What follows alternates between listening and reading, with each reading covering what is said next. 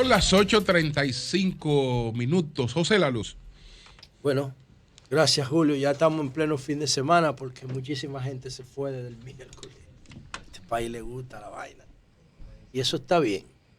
Entonces, vamos a ver cómo nosotros organizamos esto. Estuve presente ayer en esa última rendición de cuentas del presidente Danilo Medina, que también fue la última que yo escuché, porque no vuelvo al Congreso, por lo menos no vuelvo como diputado. Y interesante. Pero que no vuelve a escuchar un discurso. No, que no vuelvo en la condición de diputado, porque no, pero que, ya yo he estado 4 veces ahí en esa rendición. Digo, pero la asamblea, que tú no vuelves. La asamblea sí, pero no vuelvo en la condición de diputado. Puede ser que se produzca algún acto que amerite que uno vaya a la asamblea. Eso se produce frecuentemente. ¿Y ya la boleta del PLD está cerrada? Yo no sé si está cerrada, pero yo no vuelvo. No sé, no me he puesto atención a eso porque yo no vuelvo como pero la pregunta es que si está cerrada. No te estoy preguntando de tu vuelta. Yo no sé de eso, yo estoy en otra cosa porque yo no está cerrada. Tú lo sabes bien que no está cerrada todavía. Entonces fue interesante ver las rendiciones de cuentas del presidente del 2017 para acá. Las vi, las escuché las 4. La de ayer me pareció muy emotiva. El PRM facilitó las cosas, hay que decirlo. La facilitó, ya sea por omisión o por comisión. ¿Por qué? Porque el PRM se fue. Y como siempre hay más personas de las que caben en el salón de la asamblea, no se notó la ausencia del PRM y eso generó un escenario totalmente favorable para la última rendición de cuentas del presidente Danilo Medina, que lo hizo a sus anchas en un ambiente favorable, incluyendo a muchos de los diputados de Leonel que estuvieron ahí, pero que en ningún momento ninguno de ellos ni de ellas cuestionó lo que el presidente... O sea, los de Leonel no se retiraron. No. Muy bien, buena acción. Y no tampoco boicotearon nada. Por eso yo digo que el PRM le facilitó la cosa, porque si el PRM se queda y empieza a cuestionar, que tienen derecho a hacerlo, tienen derecho a cuestionar todo, porque eso es soberano ahí, esa asamblea. Nosotros tenemos derecho ahí a manifestarnos. Reinaldo, como presidente de la asamblea, puede llamar al orden y yo puedo llamar al desorden. Es mi derecho llamar al desorden cuando no estoy de acuerdo con lo que se esté planteando ahí. Pero ayer fue un ambiente propicio para que el presidente pusiera sus números y los logros de su gobierno, que yo creo que los tiene. Y yo creo que los tiene. Y por eso yo tengo ese dilema entre un gobierno con tantos números buenos, pero que lo he dicho más de 100 veces, que tiene unos cuantos capítulos negativos que opacan esos números. Y sobre todo, ese problema de la Junta, el gobierno de una manera inexplicable se lo sumó. Inexplicable, por no desmarcarse a tiempo de eso. Consciente yo, que estaba en la calle el día de las elecciones buscando mi voto para mi partido, sobre todo para Domingo Contreras, que estoy empeñado en que gane las elecciones, yo me encuentro con que después que uno estaba trabajando su operativo en todos sus espacios que uno influye, de repente que se suspenden las elecciones. El PLD fue el que más perdió con esa suspensión. Entonces el primero que debió protestar fue el PLD, porque toda la estrategia electoral del PLD para mayo dependía de febrero. Iban a tomar febrero como plataforma de la candidatura presidencial. Eso era lo que decía el Comité Nacional de Campaña. Entonces el PLD, en vez de salir a protestar primero que todo el mundo, lo hace último que todo el mundo. Y ahí la sociedad empieza a vincular al gobierno con el desastre que estaba pasando en la Junta. De hecho, los primeros que piden suspensión total del proceso es el PRM y la Fuerza del Pueblo, los vinchos, y los delegados de Leonel y los del PRM. Suspensión total de una vez. ¿Cuándo se pudo haber salvado la parte análoga del proceso, que eran en términos cualitativos la mayoría? 140 municipios. Entonces, ese discurso de ayer a mí realmente me satisfizo parcialmente, porque con los datos de seguridad no estoy de acuerdo. Vi muchísimas cosas interesantes ahí, pero los datos de seguridad no los comparto y no los hubiese puesto ahí tampoco. Ni los de feminicidio yo no los hubiese puesto. Pero ahí hay datos, señores, impresionantes que la sociedad dominicana va a tener que tomar en cuenta. Por ejemplo, el tema de la reserva del Banco Central, señores. 8.700 millones de dólares en reserva tiene el Banco Central al cierre del 2019, equivalentes al 10% de toda la riqueza dominicana, del PIB. Nosotros tenemos en reserva un ahorro en dólares del 10% del PIB. Eso, ninguna economía de... Bueno, lo dijo el presidente ayer. ¿Cuánto debe el Banco Central? Eso está considerado, lo dice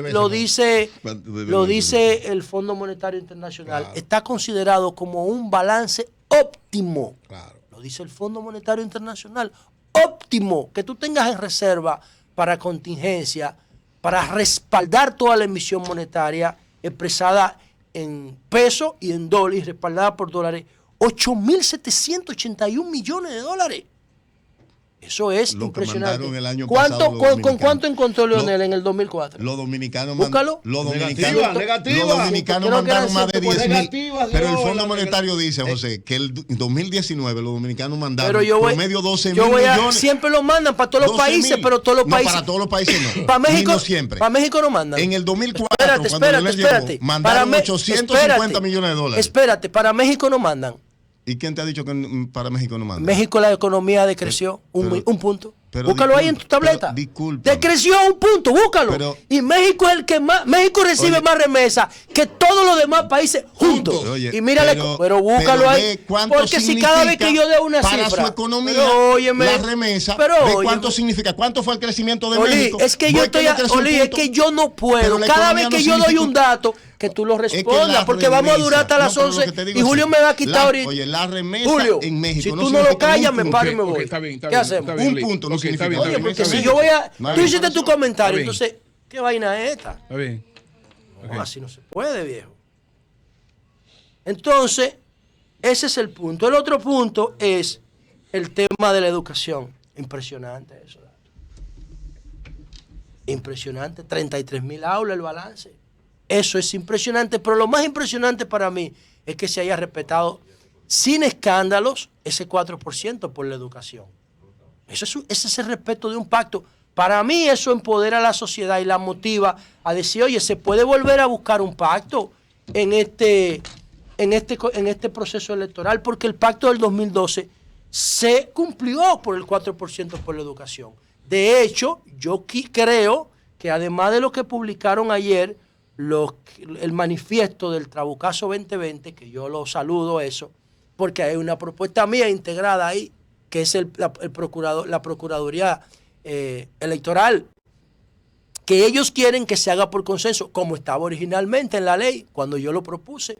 Yo leí la carta aquí el miércoles, que fue lo que nosotros propusimos a la Comisión Bicameral, Aristide Victoria Yep, que la presidía. Incluía el consenso y la participación de todos los partidos, pero todos los partidos se hicieron lo loco y la aprobaron sin eso. Ahora esos jóvenes que están en la Plaza de la Bandera están reclamando que se haga por consenso el nombramiento del procurador o la procuradora electoral. Pero además a ese manifiesto se le pudiera agregar en los días por venir un pacto por la seguridad, un pacto por el medio ambiente, por el desarrollo sostenible, por ese saneamiento de esos ríos que lo que dan vergüenza. Entonces, se pueden conseguir muchas cosas. ¿Por qué? Porque el 4% se ha cumplido escrupulosamente. La calidad de la educación no mejora porque la educación de aquí no es ostosiana, basada en ciencia y razón. Es escolástica, basada en creencia y fe. Le pueden meter todos los millones de chanflín y eso no va a mejorar. Porque eso no permite reflejar la verdad de la ciencia ahí. No lo permite. Y yo lo digo y lo sostengo donde quiera y frente a cualquiera. Ningún país con esa cultura de la española, de la española atrasada, de los remedios del feudalismo, que descubrió América Latina, que descubrió América, ningún país americano se ha desarrollado. Ninguno. Los únicos 2 países de América desarrollados son protestantes, son luteranos, Estados Unidos y Canadá, que vienen de Inglaterra, de la Inglaterra también, monárquica, que ellos se les fueron, inspirados por Lutero, se les fueron a ese imperio británico conservador. Y miren ahí, Estados Unidos y Canadá, los únicos 2 países desarrollados de América. Los países que España descubrió, colonizó o lo que sea, son pobres todos. Nunca han podido desarrollarse. Por esa educación escolástica que tienen. Lamentablemente es así.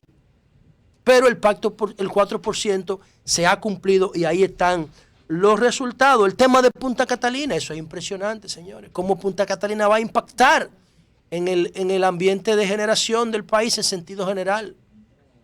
Y ya está generando los 756 megas.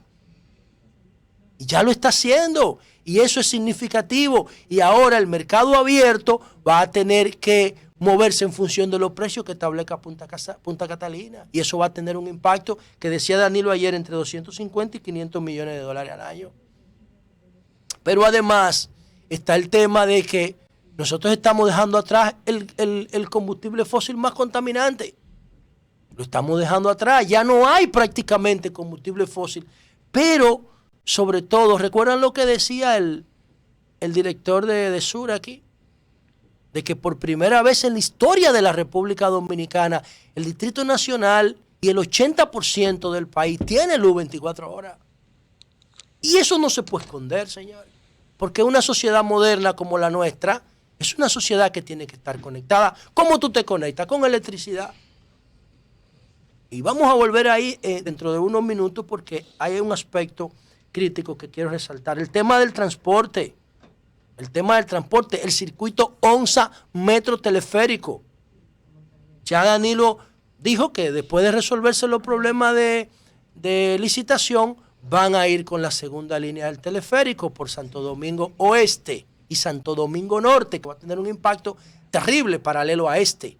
Pero que con un solo ticket tú te puedas montar en una onza en el teleférico y en el metro. Entonces, esas son cosas que uno realmente tiene que valorar. Hay que resolver el tema del motoconcho, que es epidémico, y convertir a esos motoconchos en unidades de transporte que en vez de cargar, de transportar a una persona, puedan hacerlo con 10. ¿Cuál es la clave de eso? Los vehículos eléctricos del transporte. Porque el motoconchismo es una epidemia en República Dominicana de salud y de inseguridad.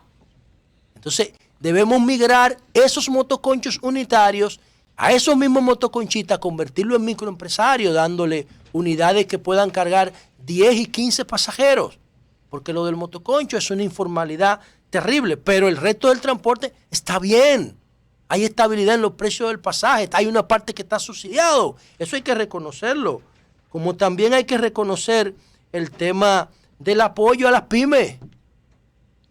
El tema del apoyo a las pymes. Los pymes tienen un viceministerio en el Ministerio de Industria y Comercio exclusivamente para asesorarlos, para hacerle coaching y para financiarlos.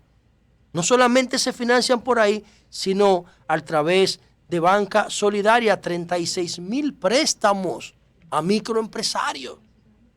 Esas son cosas que uno tiene que saludar, como también el tema de SENASA. Ustedes saben, señores, lo que es usted tener una cobertura gratuita de calidad. Bueno, cuando el PLD llegó al poder en el 2004, y miren que yo hablo del PLD, porque eso es lo que yo soy. Cuando el PLD llegó en el 2004 al poder, SENASA tenía 50,000 afiliados. Ahora tiene casi 4 millones. Y hay que ver las encuestas de satisfacción de los usuarios del SENASA. Hasta marcapaso incluye eso, señores. Yo he visto casos de marcapaso en SENASA aprobado por el Estado. Y esa es una cobertura de salud gratuita y de calidad. Y todo el que tiene un carnet de SENASA, siempre se presentan problemas en todos los lados. Pero el promedio, por encima del promedio, los niveles de satisfacción son excelentes. Y eso hay que reconocerlo. También que nunca ha habido un problema de escándalo ahí ni de crisis. El tema de las estancias infantiles. Usted sabe lo que usted irse para su trabajo porque es madre soltera y llevar a su niño o a su niña a una estancia infantil con todo el cuidado del mundo Y si tiene mayor edad que la estancia infantil, llevar a una escuela que le den su desayuno, que le den su comida, que le den su almuerzo y recogerlo después de las 4 de la tarde sin ningún tipo de preocupación. Esas son cosas que tú tienes que reconocer. ¿Cómo tú no reconoces eso? Entonces, por eso yo digo que el gobierno tiene muchísimos puntos luminosos. 685,000 dominicanos y dominicanas aprendieron a leer y escribir que no lo sabían. 685,000 en Quisqueya Aprende Contigo. No podemos esconder eso.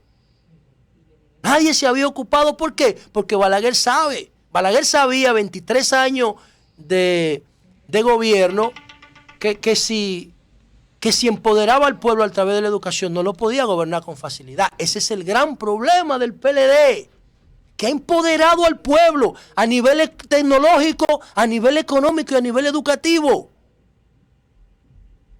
Cuando yo le decía al director de Edesur, ven acá, ustedes tienen 211,000 nuevos clientes. Y él me decía, sí, tenemos 12,000 nuevos clientes. Y yo le decía, pero esos 211,000 nuevos clientes que nos decía Radamés del Carmen aquí el miércoles, ¿qué eran antes? Subsidiados del PRA. Y ahora, ¿qué pasa con esos clientes? Que pagan. Y el que paga no le celebra chiste a nadie. Al que paga hay que darle servicio de calidad. Ahora el problema del gobierno es que la luz se vaya por 2 horas en esos sectores que pagan. Cuando no pagaban, ellos se conformaban con 2 y 3 horas diarias de luz porque eran gratis. Ahora le están pagando. Esos 211,000 clientes antes eran subsidiados. Pasaron de una sociedad vertical a recibir un maná del cielo a una sociedad horizontal donde si no pagan no tienen luz. Y Danilo dijo ayer que aquí que ya la mayoría, esos datos sí se pudieran discutir, dijo que la mayoría es clase media en este país. Entonces significa que la mayoría paga impuestos. Si la mayoría paga impuestos, entonces la mayoría va a protestar, la mayoría va a reclamar, la mayoría no se va a conformar. Y para mí lo peor que le puede pasar a un gobierno es que desarrolle una clase media sin un plan. Ese plan tiene que tener 2 variables fundamentales, imprescindibles: participación y transparencia. Si tú no le das participación y transparencia a esa clase media que está pagando impuestos, prepárate que se te va a virar aunque tú la hayas impulsado. Nosotros tenemos la figura del plebiscito y del referéndum en la Constitución 10 años. ¿Cuándo lo hemos utilizado? Nunca. Y aunque las medidas sean buenas que tomemos, nosotros se las imponemos al pueblo. Pero no le preguntamos al pueblo, ¿qué ustedes quieren que nosotros hagamos este año con el presupuesto? Por ejemplo, nosotros no le podemos preguntar a la sociedad, ¿qué ustedes opinan sobre el tema del aborto y las causales? Decidan ustedes, que vamos a hacer lo que diga la mayoría. ¿Qué ustedes opinan sobre el tema de hacerle un nuevo estadio al Licey y al Escogido en lugar del viejo, en el mismo lugar del viejo? Opinen ustedes, tengan ahí un formulario online y físico, tienen un mes para opinar y voten. Y vamos a hacer lo que ustedes quieran. Entonces nosotros le imponemos la obra. Obras maravillosas como esa de la circunvalación que se va a inaugurar en los próximos días, que ya está lista, una obra de infraestructura estratégica para la sociedad, quizá la más importante después de los elevados. Pero realmente nosotros tenemos que darle más participación al pueblo. Es lamentable, y lo digo porque con esto quiero terminar. Yo tengo esa contradicción interna, porque yo vivo promoviendo el pensamiento crítico, estoy de acuerdo con el tema de la protesta, ando con el libro de Stefan Hassel, el que creó la indignación en el 2009, pero yo soy parte de un gobierno que parcialmente lo ha hecho bien y de mi partido. Entonces es lamentable, después de yo oír ese discurso de ayer, que un gobierno con tantas luces esté terminando en una coyuntura de crisis por no haberse desmarcado inteligentemente de ese tollo de la Junta Central Electoral. Bien, tenemos en la línea telefónica